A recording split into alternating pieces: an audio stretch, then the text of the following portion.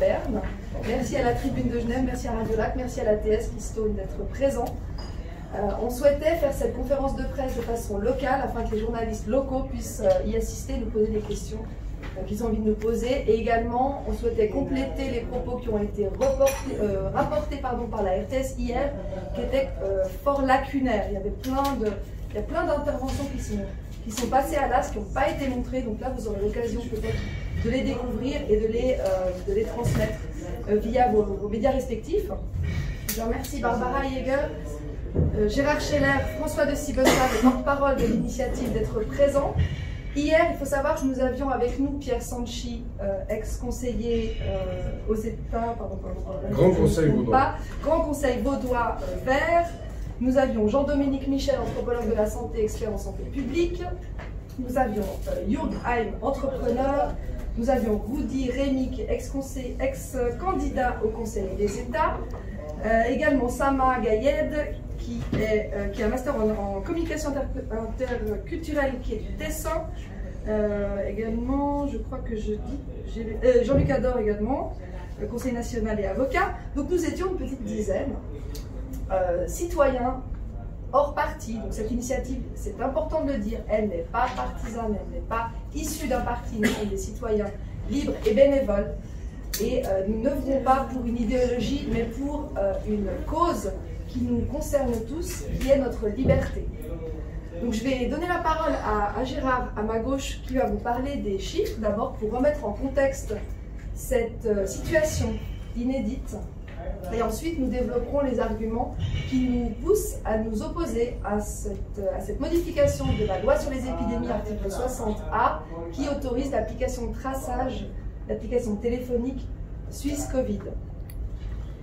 Gérard. Bien. Alors, en effet, mon propos, c'est de parler un petit peu de comment a été construite la peur des citoyens, la peur qui a été bien plus loin qu'une petite peur, c'était en fait quelque part une sidération. Comment cette peur s'est construite? C'est bien en bonne partie à travers les médias, on est d'accord, mais les médias, disons, ont écouté ce que le Conseil fédéral, ce que les autorités sanitaires du pays disaient, et tout ça, quelque part, on les sent tout à fait pilotés par l'OMS et ceux qui financent cette OMS, c'est-à-dire en fait une coalition de personnes qui ont des intérêts. Ok, aucune grippe saisonnière n'avait été présentée comme ce coronavirus-là. Aucune d'autres années n'avait, disons, été présentée à la population avec le nombre de cas par jour, le nombre de cas hospitalisés par jour, le nombre de décès par jour. Et c'est vrai que si on avait pris les grippes des autres années avec ces mêmes paramètres, on aurait pu avoir le même phénomène. Pour la Suisse, vu les courbes et les statistiques, notre évaluation, c'est que nous sommes hors de danger de cette histoire. Actuellement, cette peur est maintenue. Elle est maintenue, semble-t-il, jusqu'à l'apparition d'un vaccin. Mais ça, c'est à long terme. Parce que le vaccin, soit il n'existe pas, soit on nous a dit qu'il n'existait pas. Alors ça, c'est encore des questions autres. Mais ce que je dis, c'est qu'en fait, il n'est en tout cas pas disponible. Donc ça veut dire qu'en fait, certaines personnes s'imaginent que la fin, ce sera le moment où tout le monde serait vacciné. C'est en tout cas pas comme ça qu'on imagine la suite. Ensuite, il y a un espèce de test de soumission de la population. C'est-à-dire on est dans une situation où tout le monde est soumis à un certain nombre disons, de gestes, etc., qui sont en fait quelque part créés pour créer l'ambiance.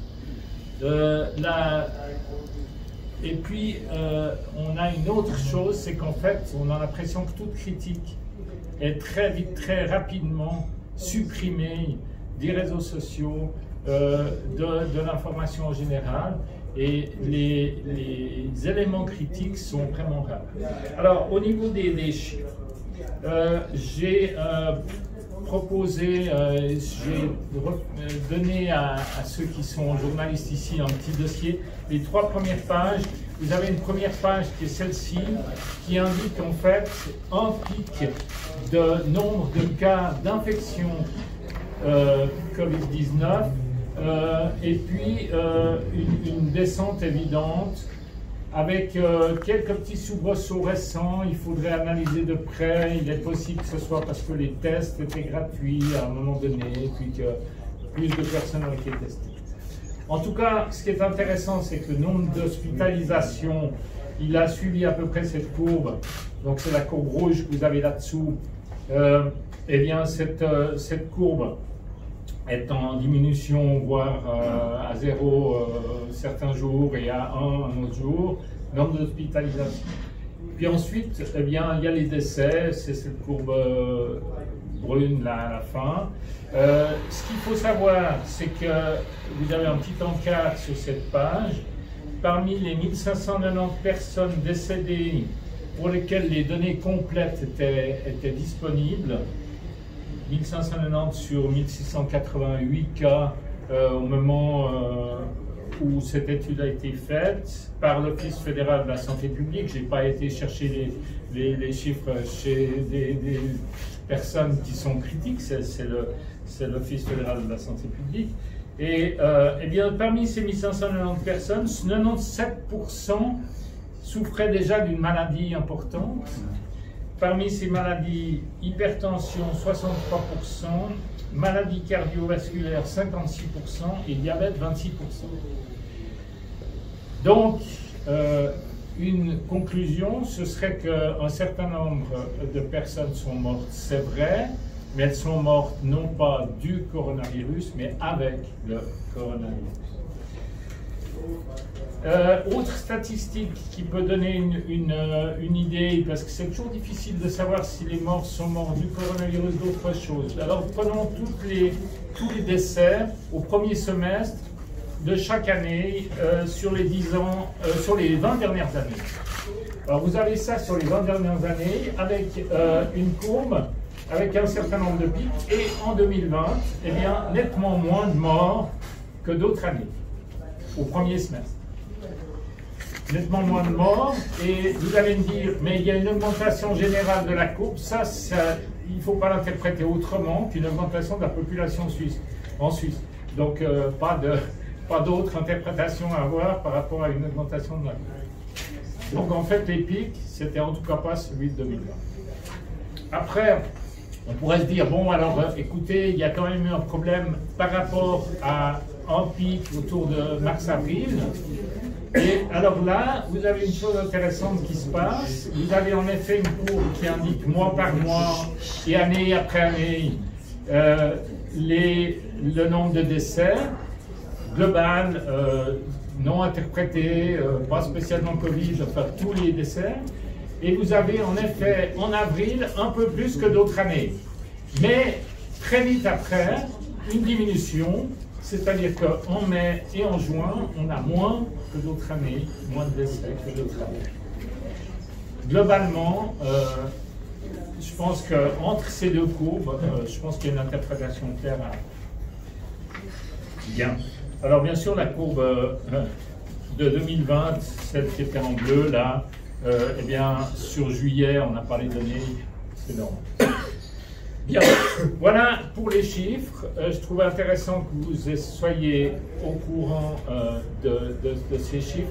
Je ne dirais pas qu'ils sont interprétés, simplement on a sorti ceux qui, quelque part, démontraient un certain nombre de thèses qu'on est en train de mettre en avant maintenant. Voilà. Alors, je vais prendre la suite, je vais compléter un petit peu sur les chiffres et vous parler de la quarantaine. Alors, en Suisse, on en est à 1690 aujourd'hui morts officiels du Covid, à savoir 10 de plus que le 24 juin. Nous sommes le 22 juillet, donc un mois plus tard. Il faut savoir aussi qu'en Suisse, il y a 67 000 personnes qui meurent par an, en moyenne, et 180 donc par jour.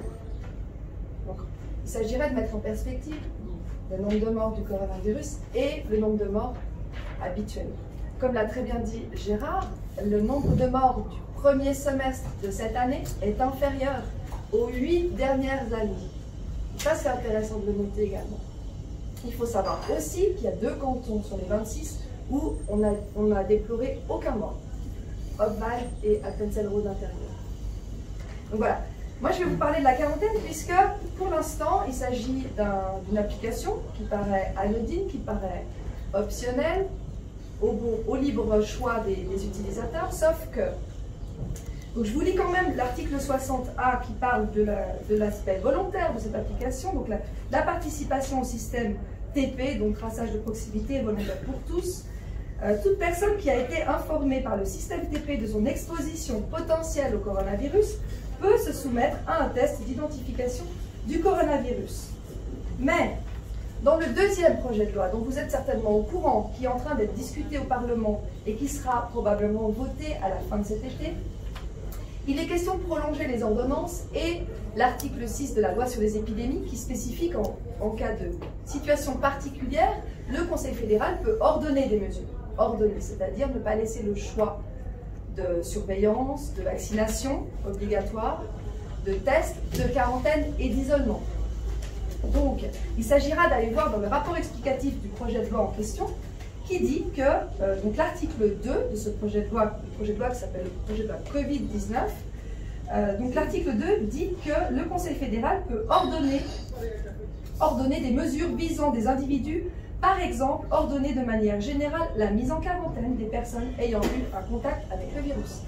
Donc à partir du moment où vous avez été présumé en contact avec le virus, vous serez à ce moment-là obligé d'être en quarantaine et ce n'est pas aux frais de la princesse, hein, ce sera à vos propres frais. C'est-à-dire que vous êtes mis en quarantaine obligatoire, ça veut dire que vous n'avez plus d'accès à votre travail pendant une dizaine de jours. J'ai, pour étayer mes propos, reçu donc ce courrier qui a été transmis à quelqu'un qui me l'a par la suite transmis, qui date du 4 juillet, qui dit « Madame, selon les renseignements, donc ça vient de la Direction générale de la santé du canton de Vaud, Madame, selon les renseignements qui nous ont été transmis, vous avez été exposé au nouveau coronavirus Covid-19 de façon significative le 29 juin 2020. Et le médecin cantonal a ordonné votre mise en quarantaine.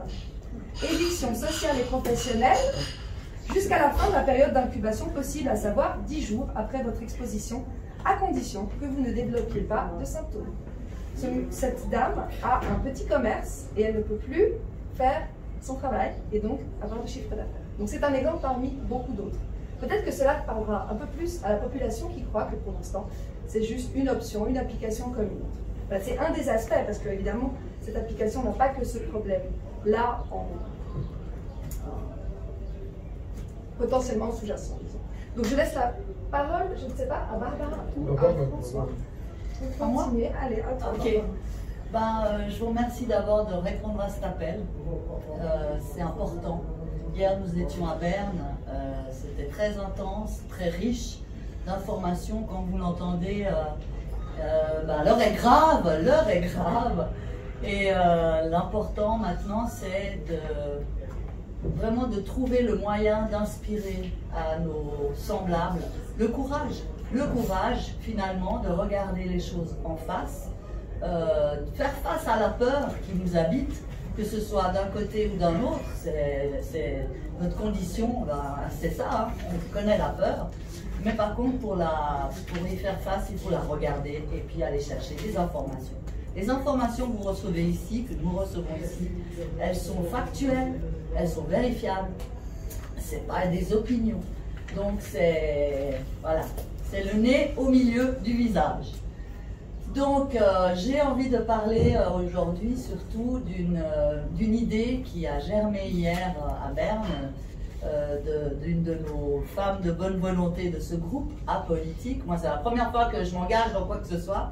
Donc c'est vraiment important pour notre espèce, pour notre communauté ici et pour notre propre intégrité personnelle. sachant que tout ce qui est possible aujourd'hui à nos autorités et aux autorités finalement par procuration qui vont s'avérer être nos voisins, notre famille parfois. Ça y est, j'ai perdu l'idée, c'est bête. Ah. Tu es en train de parler d'une dame. Ah voilà, de Sama. De Sama, donc c'est une femme brillante, lumineuse, qui vient du Tessin et qui, voilà, qui inspire par la danse. Et elle nous a proposé une idée.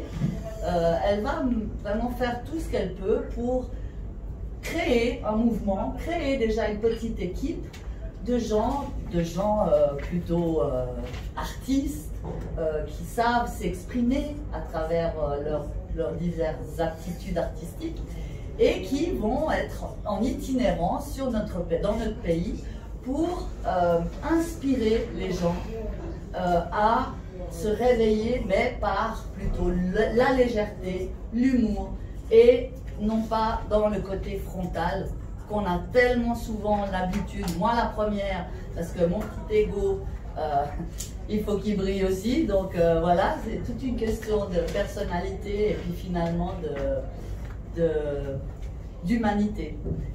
Voilà, c'était un petit peu ma contribution. Je trouve que c'est très important d'avoir le sourire, de le garder, de le renforcer, de l'échanger, de le partager. Tout ça, c'est des moyens absolument individuels et qui sont absolument essentiels parce que quand on voit alentour, la peur, elle prend tellement de place que les gens, parfois, ils regardent par terre. Déjà qu'avant, les croisements de regards étaient déjà très rares, mais alors là, ça s'accentue. Et pour moi, c'est les prémices vraiment de temps très sombres. Heureusement, moi, je ne les ai pas vécus. Mais mes parents, ils étaient en Autriche, bon, ils étaient enfants, mais ils ont quand même des souvenirs de cette montée, de cette lourdeur de propagande, de cette lourdeur de changement d'attitude, de changement de réalité, que ce soit dans le cercle familial, dans le cercle, dans la société en général, et c'est vraiment effrayant.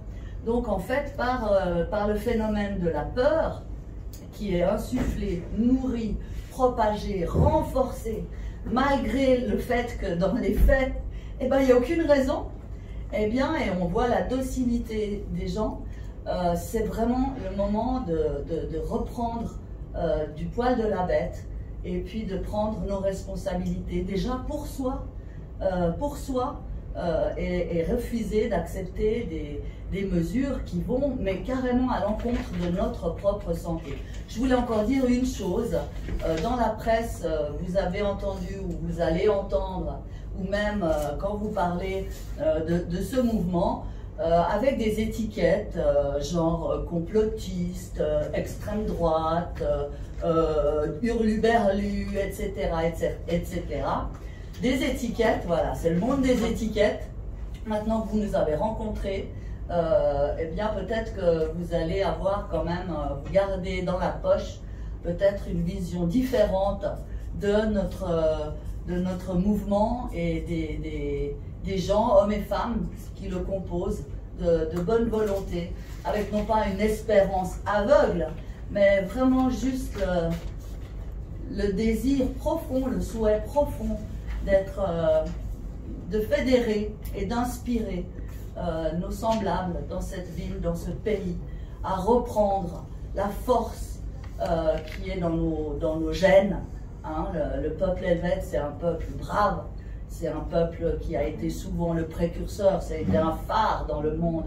On a eu d'autres occasions dans notre récent passé par des initiatives de montrer des signes d'être ce phare. Moi, typiquement, je pense souvent, vous voyez, j'ai les frissons pour vous dire que ce que je dis, c'est vrai. Voilà, en tout cas, ça l'est pour moi. Typiquement, l'initiative pour une monnaie pleine, si le peuple avait été au fait, avait ouvert les yeux, avait mesuré les conséquences du mouvement de notre monde et que nous avions voté oui à cette initiative, ce que nous vivons aujourd'hui, ce serait exclu. Ce serait exclu. Pourquoi? Parce que la Suisse étant le pays des banques, etc., Eh bien, imaginez-vous le signe qu'on aurait pu montrer au monde entier. Alors aujourd'hui, encore une fois, une occasion, une opportunité nous est donnée de réveiller ce qu'on a, je ne vais pas utiliser des termes colorés, mais vous voyez ce que je veux dire, mais de réveiller ce qu'il y a en nous d'humain, de puissance pour faire ce qu'on a à faire maintenant. Parce qu'on pourra toujours dire ah bah ouais, ça s'est passé, ouais, mais qui c'est qui a dit quelque chose? Non, nous avons tous consenti. Et sans notre consentement, conscient ou inconscient, tout ça serait juste impossible. Voilà, merci de m'avoir écouté.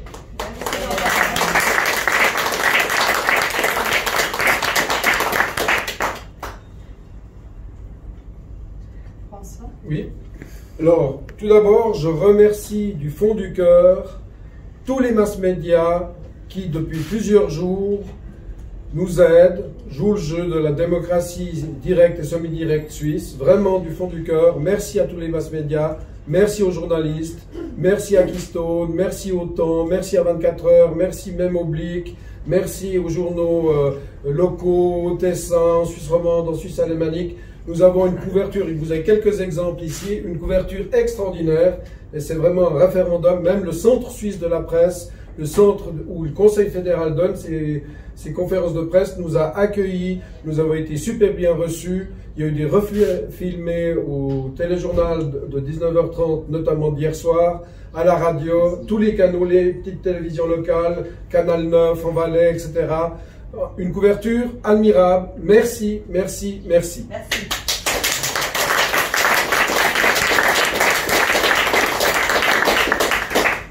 Par contre, j'aimerais signaler que nous sommes censurés par les grandes multinationales de la GAFAM. Les grandes multinationales censurent automatiquement avec des robots sur les mots hydroxychloroquine, azithromycine, Bill Gates, George Soros, OMS, Chloé Fravéry, François Thibenthal. Il y a des robots qui nous censurent et c'est inadmissible d'accepter ces censures. Et je remercie encore la presse suisse de ne pas nous censurer, en tout cas jusqu'à présent. Donc merci. Le dossier de presse, pour vous dire, le dossier de presse se résume à une page, traduite en 3 langues. Ceci est le dossier de presse. Vous avez tout ce qu'il vous faut, le numéro de téléphone, l'adresse, l'email, le nom du site internet qui est 1291.one.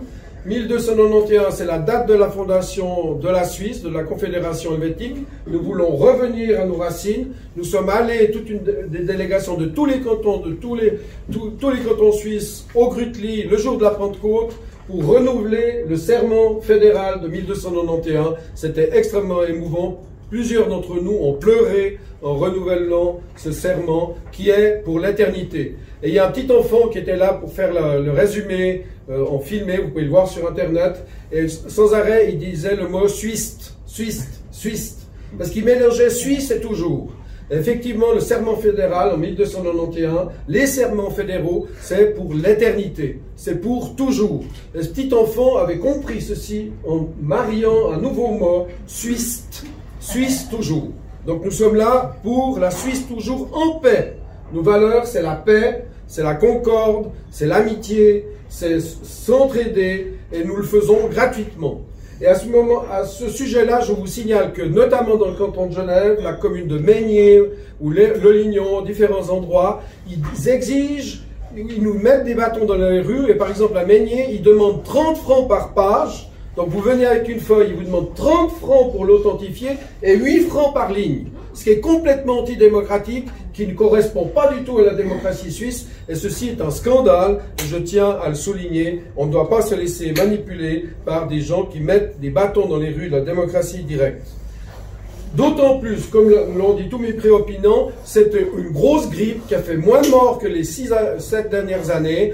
On braque les feux sur quelque chose qui n'est pas un vrai problème. Les vrais problèmes, on les cache avec ça. Les vrais problèmes, c'est qu'il y a des inégalités honteuses alors que le monde entier pourrait très bien vivre. On a les capitaux, on a le savoir, on a tout ce qu'il faut pour que tout le monde vive bien sur cette terre, et on nous agite le Covid pour nous faire peur, pour cacher le fait qu'en fait, on pourrait se passer des guerres, on pourrait se passer des révolutions, on pourrait se passer de la violence qu'il y a dans le monde entier. Tout le monde sur cette terre, partout, pourrait très bien vivre avec tout ce qu'on sait faire et tous les capitaux que l'on a.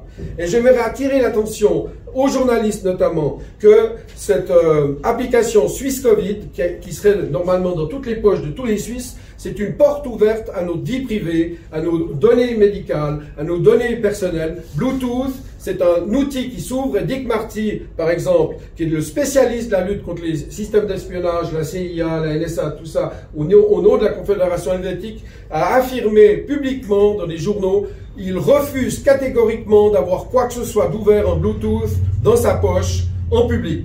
Il le fait seulement en privé et avec beaucoup de précautions, parce que Bluetooth, ça vous accède toutes vos données. Et lorsqu'on vous dit que l'application Suisse Covid est ouverte, transparente et qu'il n'y a pas de danger, eh bien c'est un mensonge, comme l'a dit hier M. Sanchi, qui est l'ancien directeur du centre de calcul de l'EPFL, qui est le spécialiste au niveau mondial de l'informatique. Il vous dit c'est un mensonge parce que dessous, vous êtes obligé d'avoir des applications, des API qui sont venues déjà dans vos systèmes par update, par mise à jour automatique, et ça vous ouvre déjà votre téléphone aux accès de services de renseignement étrangers et des GAFAM qui vous piquent toutes les données. Et en plus, c'est fait au nom de l'État. Et c'est ça qui est inadmissible. Lorsqu'on va sur Facebook ou lorsqu'on va sur ces outils, les réseaux sociaux, c'est pas des États. Tandis que là, les États, pas seulement la Suisse, mais dans le monde entier, ils poussent ces applications Covid, et c'est l'État qui cautionne le vol de vos données de manière subreptice, masqué, et c'est très dangereux pour tout le monde.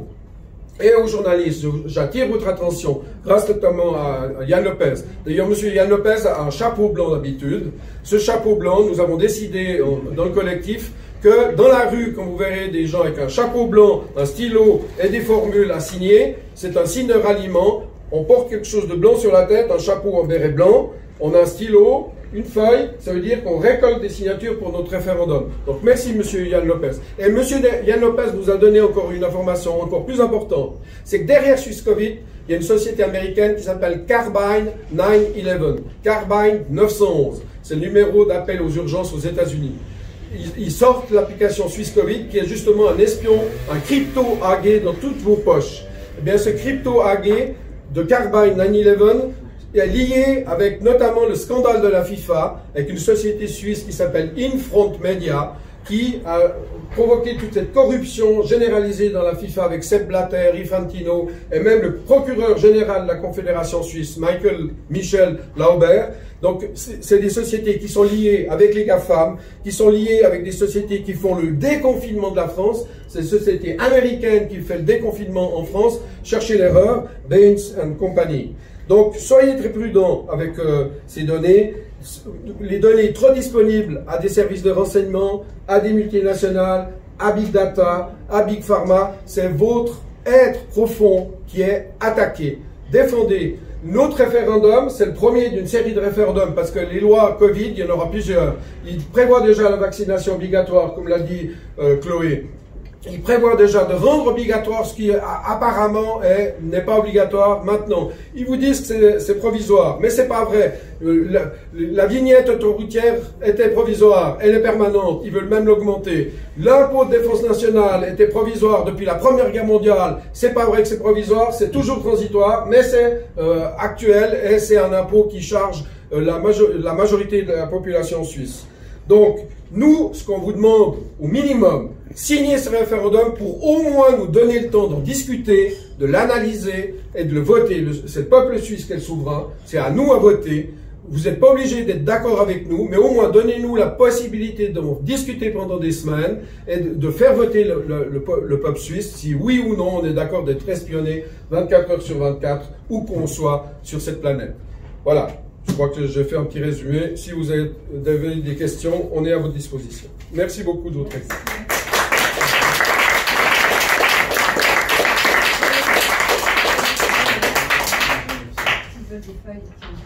Les feuilles sont à la sortie. Il y en a tout. Il y en a des craqués là-haut.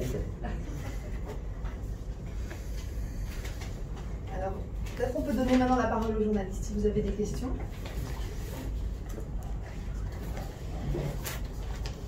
Ou même aux autres personnes. Oui. Vous avez parlé d'OMS. Oui, le mot OMS provoque la censure. D'accord. Non, mais vous avez dit l'application ou l'influence de l'OMS. Vous avez des documents, Alors, des preuves? Moi, j'ai une preuve directe. Voilà, c'est ça. Dans la loi sur les épidémies, article 6, ils nous disent que le statut de situation particulière dépend de l'OMS. Je vais lire l'article. Donc, il y a situation particulière dans les cas suivants. Les organes d'exécution ordinaire ne sont pas en mesure de prévenir et de combattre l'apparition et la propagation d'une maladie transmissible et qu'il existe l'un des risques suivants: un risque élevé d'infection et de propagation, un risque spécifique pour la santé publique, un risque grave de répercussion sur l'économie ou sur d'autres secteurs vitaux. Et ensuite, l'Organisation mondiale de la santé, OMS, a constaté la présence d'une urgence sanitaire de portée internationale menaçant la santé de la population en Suisse. C'est directement dans l'article 6. Il y a un autre article aussi qui parle de l'OMS.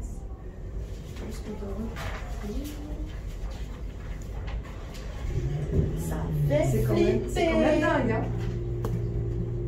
Tant que je le retrouve, je vous parle En aussi. attendant, si on parlait de notre l'identité du directeur de l'OMS, là je pense que c'est vraiment bien chargé. Bah oui. Ah oui. Voilà. Tout à fait. Monsieur Le Tedros, CV de- renseignez-vous sur Monsieur, Monsieur Tedros, ce qu'il a fait dans son pays en tant que ministre.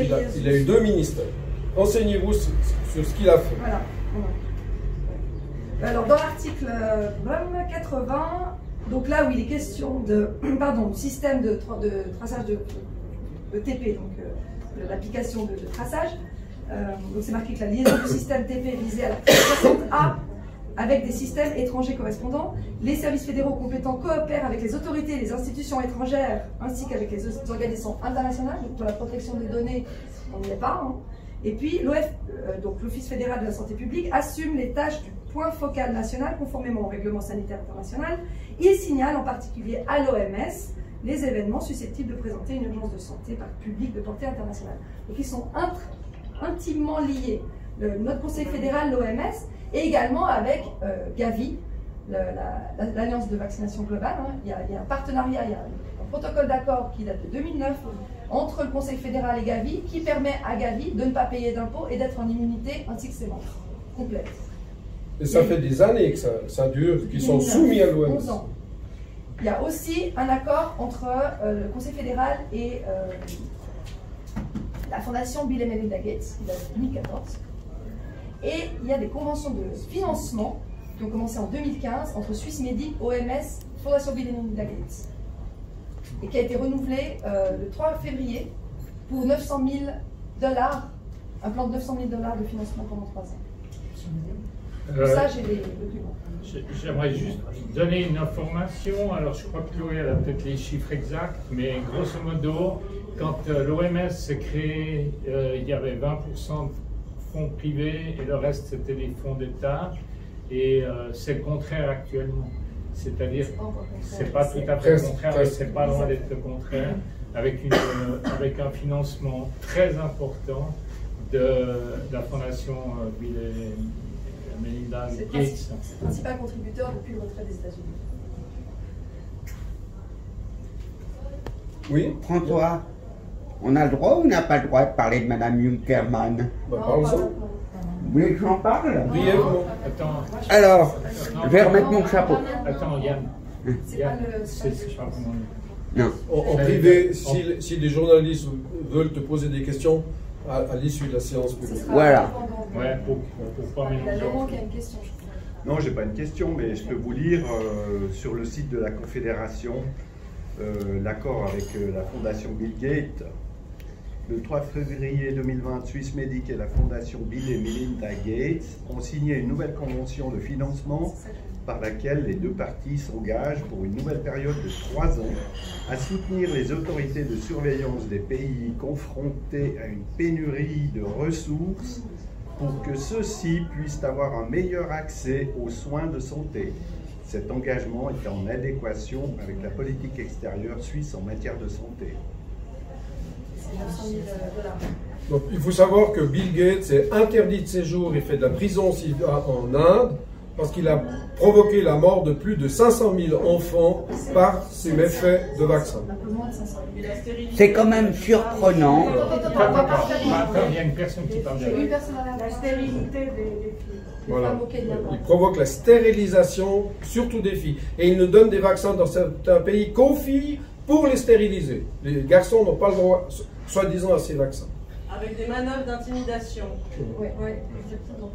Non mais, ce qui est surprenant quand même, c'est que il y a des informaticiens, il y a des hommes d'affaires qui n'ont aucune formation médicale et qui se mêlent de vacciner la population. C'est quand même plus fort que de jouer au bouchon, ça. C'est vrai qu'on se demande quelle... Ils n'ont aucune formation médicale. De nous imposer ça, ou en tout cas d'orienter Et combien de temps les mesures qui nous sont imposées. Et Tedros n'est pas un médecin, c'est le directeur général de l'OMS, il n'est pas médecin. Mais c'est un très bon politicien branché sur les services de renseignement. Est-ce qu'il a des actions quelque part? Probablement. Alors Bill Gates, il a été accusé, je crois, que le fait qu'il soit allé sur l'île d'Epstein, de reprise. Voilà. Quelqu'un lui dit que 17. Alors, on peut parler des relations d'ailleurs, des mêmes milieux qui noyautent toutes les sociétés dont je vous ai parlé. Ils sont liés au réseau pédocriminel d'Epstein, de Ghislaine Maxwell, qui était elle-même une grande personnalité dans le domaine des mass médias. Et ces réseaux pédocriminels, effectivement, noyautent quasiment toutes les structures politiques, intellectuelles, financières, bancaires dans le monde. Donc, il y a des affaires qui sortent maintenant, heureusement. On va laisser les journalistes poser des questions aussi, parce que là, si on fait un débat qui dépasse totalement le sujet, on va Une s'embarquer pour la question, journée. messieurs les journalistes et mesdames. Je vous ferai une conférence de presse sur ce sujet. Question ici. Ah, il y a une question. Joachim. Si c'est la récolte de ces signatures, une fois qu'elle est faite, n'aura pas d'effet suspensif sur la loi. Non, malheureusement, comme c'est une clause d'urgence, la loi a lieu pendant 1 an, en tout cas. Donc ça, c'est aussi un truc qui est discutable en soi. Mais du coup, à quoi sert de faire ce référendum, sachant que probablement dans 1 an, on parlera plus de... On espère quand même. À montrer déjà à nos autorités qui sont nos représentants, hein, non, en principe ils sont à notre service. C'est nos conseillers, ils sont que conseillers. D'accord. Donc de leur montrer que, eh bien, nous cessons aujourd'hui de nous laisser faire sans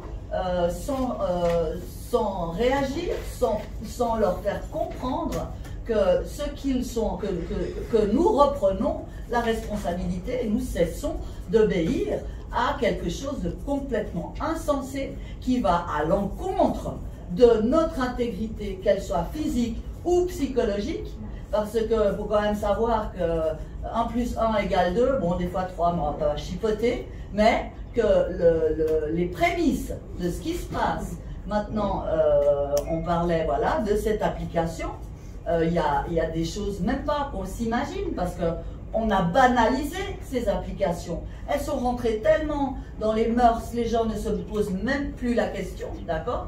Mais il faut ouvrir les yeux sur les conséquences réelles que ça a sur notre communauté humaine. Donc vous dépassez le cadre de la simple appli Suisse Covid. Bien sûr. Alors c'est une plateforme, c'est une manière de porter notre voix, de réveiller en nous cette ardeur. Et de donner l'occasion au débat d'avoir lieu, parce qu'avant ça, c'est comme si le débat était complètement absent de la... J'aimerais ajouter quelque chose d'important. Monsieur le président de la Confédération suisse à l'époque, Ueli Maurer, est venu faire un discours très important à Yverdon dans le canton de Vaud. Et il a bien rappelé à tout le monde qu'en Suisse, le souverain, c'est nous. C'est une reine, c'est un roi. Eux ne sont que des conseillers. Conseillers fédéraux, conseillers nationaux, conseillers aux États, ce ne sont que des conseillers au souverain. Et c'est nous le souverain. Et lorsque le souverain fait un référendum, c'est lui le souverain et les autres ne sont que des conseillers. Et l'état d'urgence qui a été prononcé sur quasiment ordre de l'OMS est anticonstitutionnel. Nous avons engagé un procès pour trahison contre le Conseil fédéral qui est en cours, déposé d'ailleurs chez Michael Lauber comme par hasard. et ce procès en trahison. Pourquoi? Parce que de nombreux pays dans le monde n'ont pas fait de confinement, n'ont pas mis à l'arrêt toute l'économie, n'ont pas provoqué des faillites, des dépressions, des suicides, et des graves. Il y a le Taïwan, il y a la Corée du Sud, il y a Hong Kong, il y a le Japon, etc. Et dans ces pays qui sont... Il y a moins de 10 morts, sans confinement. Sans confinement, il n'y a pas de mort. Attendez, laissez-moi finir peut-être, vous pouvez poser votre question après. Et pour nous, c'est un coup d'État permanent maintenant, qui a été engagé par l'OMS, des puissances étrangères, par M. Tedros et sa clique, et qui sont contre la démocratie suisse. Et nous lançons ce référendum, c'est que le premier d'une série. Et nous irons même jusqu'à la révision totale de la Constitution, car cette Constitution, déjà, ils ne la respectent pas. Et deuxièmement, pour nous, elle n'est pas valable parce qu'elle a été obtenue par tricherie démocratique lors des votations par correspondance. Et là, je remercie le président Trump qui attire l'attention du monde entier que les votes par correspondance, c'est la porte ouverte aux tricheries. Il l'a dit publiquement aux États-Unis.